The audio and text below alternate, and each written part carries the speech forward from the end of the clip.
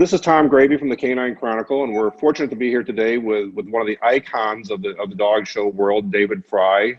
You all know David as the face of Westminster for a long time, and now the host of the National Dog Show in Philadelphia, Beverly Hills Kennel Club, and a number of other ventures that he's doing. And David, we're so happy to have you here today as the spokesperson for the American Heart Association's International Heart Classic Virtual Dog Show.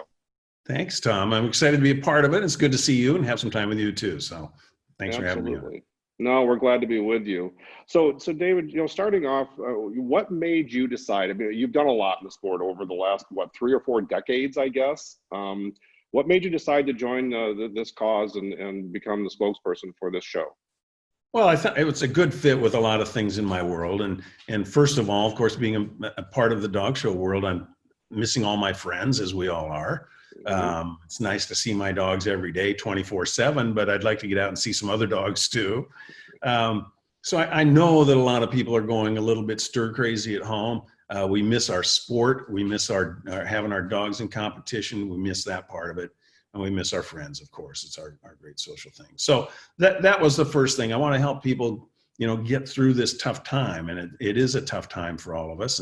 And hopefully being able to do something here virtually will be a good start on it. Then I got the other thing going on too with my own dogs. I'm very involved with a charity called Intl on a Leash, as its founder for therapy dogs everywhere. Intl on a Leash is still going on. It's being run by somebody else. I'm the founding emeritus chairman of it, but they're still doing great things for people in need in hospitals and rest homes and assisted care and assisted living and things like that. So the Healthy Bond for Life initiative that the American Heart Association has, where they're talking about all the great things that come to you because you're involved with your dogs, because you have a relationship with your dogs. So I'm already indoctrinated in all of those things. We know that our heart rate goes down when we interact with a dog. We know that our blood pressure goes down. We know that the respiratory rate goes down, and it helps the healing process in that way. It increases the flow of good hormones. And those are all things that are good for the people and good for whether they're in a daily situation with them walking down the street or at home or in a care facility where they need some personal attention. My dogs visited hospitals in New York City and around the country for a long time. So those things are all important to me. So that makes a good fit. Being with the American Heart Association, we all know with dogs that a lot of the same health problems that dogs have are things that are present in people. I learned that first about cancer. Cancer in dogs is the same as cancer in people. And if we can do some research for our dogs that spills over into the human world, I think that's great. We'll learn a lot from that. But now I'm involved with a breed, with a Cavalier that is a breed that is known to have some heart issues from time to time. So with the American Cavalier King Charles Spaniel Club, we are involved, I'm involved as a member, with some researchers from Tufts who are doing some heart research. And now they've partnered along with the American Heart Association and the parent club to continue that research and expand that research. And we're already doing great things. The researchers are already doing great things enabled by us and our participation too. So I think that's a very important part of this too. So all of those things appeal to me. But of course, the first thing that grabbed me was doing something with my friends, for my friends, let's not forget this. We love the idea of a virtual dog show. I think a couple of people have already done them, and we think we're going to do one very special, but we don't really want to do virtual dog shows forever. We want to get back to the real thing. This will just remind us of how much we miss all of those people and all those activities. Exactly. Well, and and it's interesting because when you bring up the health initiative through the HA and all the stuff that you mentioned with Tufts and everything else, also a small portion of the proceeds from this show are going to the Canine Health Foundation. And it dovetails with everything you just spoke about a moment ago. Well, Canine Health Foundation is a big deal for all of us in the world of dogs. No matter what your health issues are, we want to make all of our dogs healthy and happy so that they can get into a good home for pets, or they can go on to a show career or whatever. But it's most important for us to, as responsible breeders, as people who care about our dogs and want to have a good world for them, to be involved with supporting groups like the Canine Health Foundation and a lot of others out there. And now the American Heart Association, that may spill over into some of the owners as well. Exactly.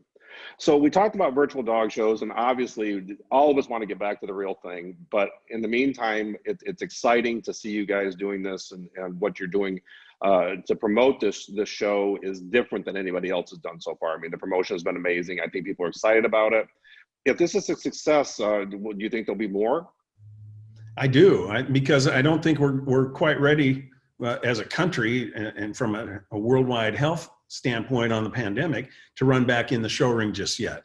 I know there are some places that are going to try to do that. I don't want to say I'm skeptical, because I'm wishing them all the best and I hope it works, because it would only be good for us. But we're involved in the healthcare world here. My wife works at a hospital as an administrator and as their Catholic chaplain. And I hear the reports every day about what's going on out there. I said, geez, I hope that's not true. But when Dr. Fauci stands up there and says, we just don't know, and if he doesn't know, who does know? I don't think anybody knows yet, and we're still trying to learn these things. So hopefully we can keep doing virtual dog shows. We'll find a nice, efficient way to do them and have fun with them. And hopefully it'll help keep us fired up to get back into the real show ring. Exactly. So, I read through this panel the day that they sent me the information about the show, which was a few weeks ago now, and it's a star-studded panel. They did an amazing job of selecting what I consider to be experts in many, many breeds. It's headed by Vicki Abbott doing Best in Show, and Ginny Lyons doing the sporting group, and Pam Bruce is doing hounds, and Kim Meredith doing working, and David Kirkland with terriers, and Larry Abbott's doing toys, and Lane Lessing's doing non-sporting, and Sharon Newcomb is doing the herding group. And then we go on, and they've got Jim Moses doing the puppy herding group. Just think about that for a moment. So just talk about the judging panel, either in general or specifically, but I think it's amazing the people that they've gotten involved in this thing in a short time. I thought, geez, a virtual dog show, that's easy. You can just sit in a chair at home and do it, but it's not going to be that easy, because you're going to have to work. It's a whole new approach for everybody. And I said, who do you have judging? And she threw Tara Martin Dowell, who organized all this. Tara threw a few names at me. And I said, well, that's a pretty good group. And she said, well, wait, I'm not done. That's only the group judges. And she says, I got 133 judges on this panel. Well, where else can you do that? Where else can going into a dog show, you're going to have a breed specialist, if you will, somebody who either specializes and shown that dog for years and has judged as well, or there are a breeder, owner, handler who has been involved with the breed forever, and somebody, people who have great respect amongst their peers in the breed and in the sport. And I said, God, that's great. I said, this is going to be great fun, because there's a few judges on our panel, quite frankly, that we don't see much anymore, because they're not of health and condition to be able to travel a whole lot and to judge all day long. So it's nice to see them on the panel as well. I thought, I got in trouble once when I said that somebody with Uno. I got in trouble with Uno because I said that I get Uno all the time because his owner is elderly and doesn't travel as much.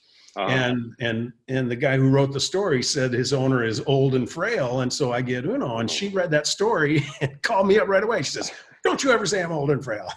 Jokingly, of course, Caroline Dowell. And but it's great because their minds are clear. Their minds are at full speed, and to have them be able to give us some input about our dogs is what this process is all about. It's an educational process for those of us who bring the dogs to the judges to share in their knowledge. And I think this gives us the chance to do that with 133 of them. Yeah. See, that's the thing. I've said for years at our major events, I wish that they could just bring in breed specialists for every breed. And obviously, from a cost perspective, it's just not practical for most dog shows, if any of them.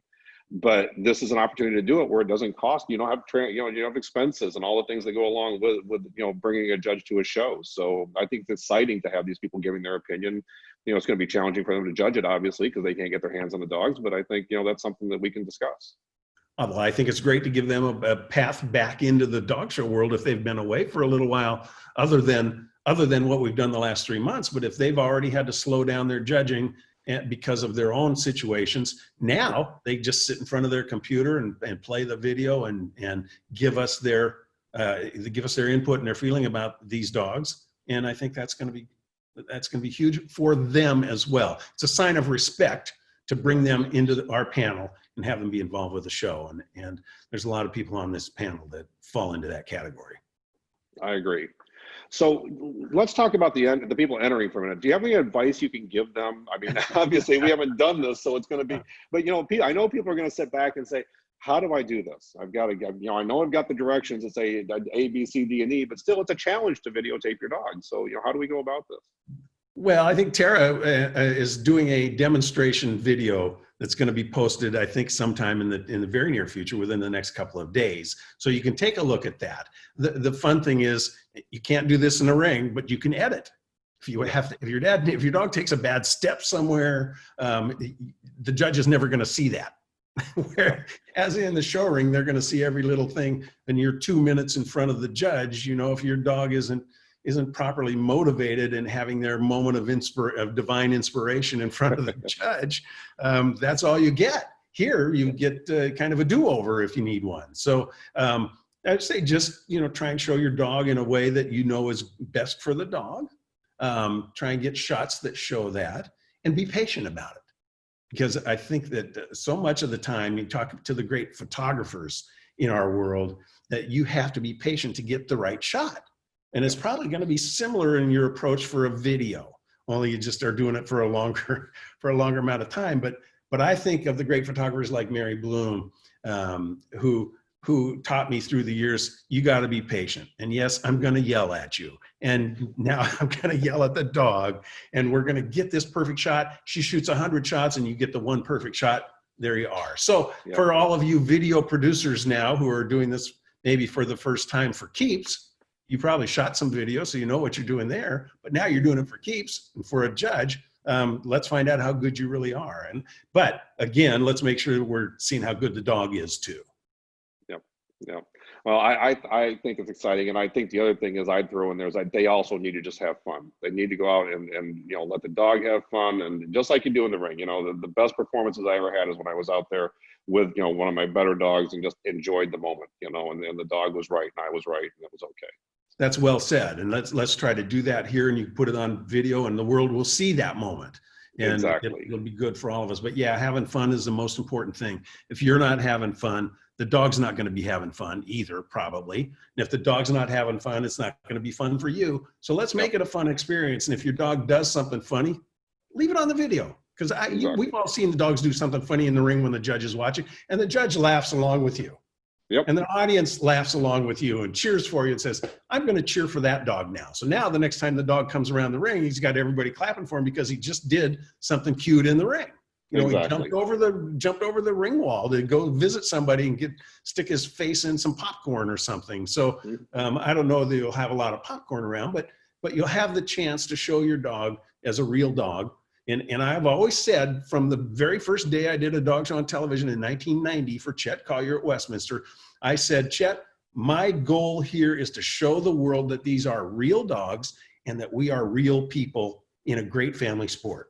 And he said, that's it. And that was my guiding mantra and still is to this day, that I want people to know what it's like to have a dog that loves you and that you love, and that you're doing something fun together. It doesn't have to be in the show ring. It can be somewhere else, but that's what it's all about. So here's an off-the-wall question, because we know who the breed judges are. So obviously we're not going to see anything but AKC breeds at this virtual dog show. But I had one of the emails that we had, a personal Facebook post, I should say, asked, are we going to allow Labradoodles? And my short answer was no. But I wonder if that's something that they're going to consider down the road, or is this just going to be, sticking with AKC breeds and with the sport? For now, remember, this is our first time at it. So rather than trying to take on and include the world, we're trying to make it a manageable event now. And maybe eventually we'll have Labradoodles, but the same thing's going to happen then. What standard are we using to judge Labradoodles? Right. And I get that question all the time. You do too, because of what you do. People come to you and say, when are you going to recognize Labradoodles or golden doodles? I said, as soon as they all look the same. I've never seen a golden doodle and I've never seen a golden doodle that didn't have the greatest personality and temperament, but they all look different. And I think they're fun. They're great dogs. There's a lot of dogs that started out, they're now purebred dogs, and they started out as a cross of something somewhere back there many generations ago, and they are now considered a purebred dog. So I said, if you really believe in your dog, you've got to help put it together so that we're producing dogs that look alike, that are predictable. That's what purebred dogs are all about, is the predictability. That I know when this dog's a little ball of fuzz at 3 weeks old, that it's going to grow up to be this big ball of fuzz, or it's going to grow up to be a medium-sized ball of fuzz, so that I know all the things that are involved in it. And then maybe we could have a virtual show just for Labradoodles and not worry about a standard, but just judge them on cuteness, which would be all right too. Absolutely. So now I was excited to hear they added a veterans division just recently. That's great. And I thought it was really interesting. And can you tell us about the various divisions that they're going to have within the show? Well, we're going to have 3. We're going to have puppies up to 12 months, and adults, I think up to 7 years, but I'm not certain of that. Double check that number. And then veterans after 7 years. And the tough thing is, of course, that some breeds are considered veterans at 6, I think. Right. But most of them it gets to 7. So we got something for everybody, and we've got judges for every breed. We can get every breed in there. We don't have to worry about time limits or time constraints. So we don't have to worry about fitting it into a 2-hour slot on Thanksgiving Day. You know, so we'll get to show everybody, and it's. I think that's what it's all about, is that you're proud of your puppy. Your puppy's cute and does cute things. Maybe he's not a show dog yet, but you know, if you want to have a $30 handling class, you can do it with your videotape. Exactly. So we were talking a little bit about the addition of the veterans class. Along with that, we now have the extended deadline. So we extended the deadline to July 4th. I believe the winners are going to be announced on the 18th and 19th of July. Yes. And so when they announce the winners, are there going to be prizes? Do we know? You have prizes. We're going to have rosettes and little prizes for all of them. And Purina, one of the sponsors, is going to donate the dog food and prizes and other prizes that they have. So we'll get you some coupons for dog food. And so that will be fun. We'll try to get everybody in the Purina family for this show. So yeah, that'll be fun. Purina is very supportive of anything that goes on in the dog show world, as you know, and as I know. And full transparency, they are the sponsor for both of my shows, the National Dog Show in Beverly Hills. So and for Westminster as well. So they've always been supportive, and we knew we could count on their support now, and they've stepped up and said, yes, we'll do it. Now the competition is open to people from around the world? Yes, with this little asterisk, they have to be a registered dog with their local, with their home agency, with their home organization. So that that sort of gives them a certification as a purebred dog. Okay.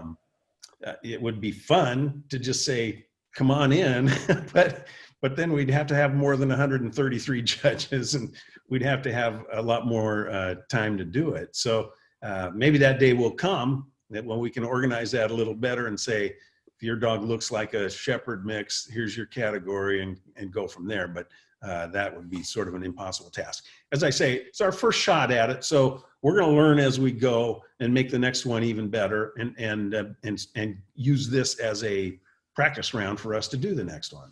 Yep. Well, and the reason I was asking that, and this is probably going to get cut and it's in the weeds a little bit, but I'm trying to think what will happen with the judges if they get submissions from Europe, for instance, with dogs that are uncropped and undocked, and maybe our standards absolutely forbid that. And are they going to just have to overlook that and judge the dog as it is, or are we just going to not be able to take the entry?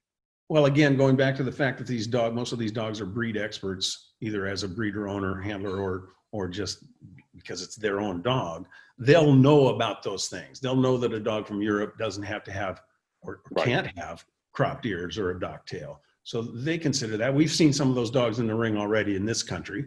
Yep. And I think they can adjust on the fly. Is it going to be limited as far as the way it's videotaped? Is it the dog only? Will the handler be in the video? I think that's in the coming frame? from Tara, but yeah, I mean, I like to say on television the best handlers are invisible anyway, but Yes. we can't make them invisible, but we don't want them be poking and prodding the dog all through the video.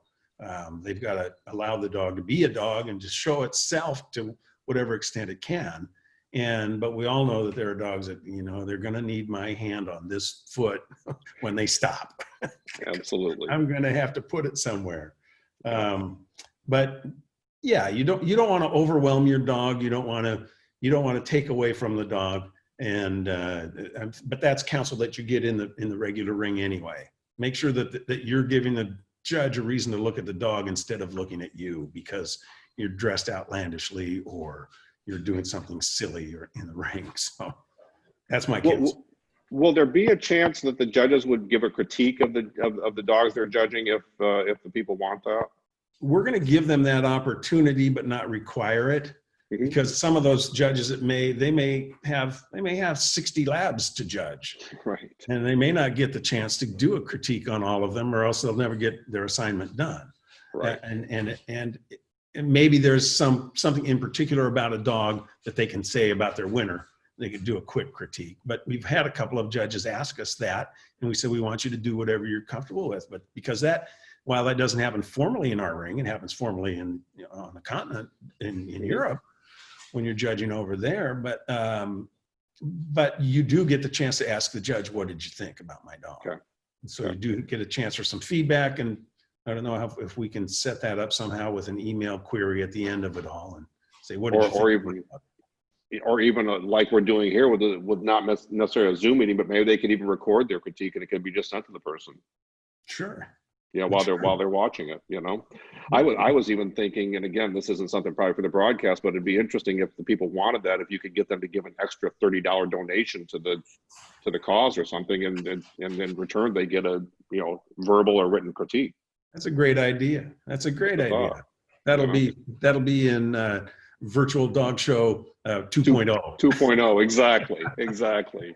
Well, David, I think this is just exciting that you guys came up with this. We're happy to be a part of it in a small way, and I wish everybody involved with it just the best of luck.